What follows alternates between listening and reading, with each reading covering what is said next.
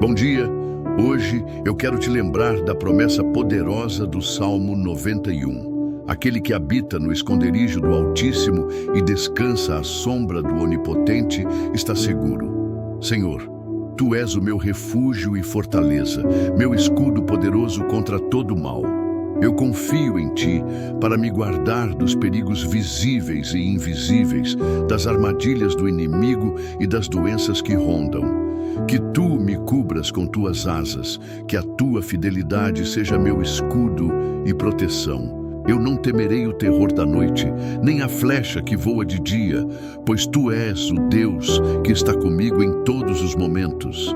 Neste dia, me fortalece, me guia e me guarda, que eu possa andar em segurança sob a Tua proteção.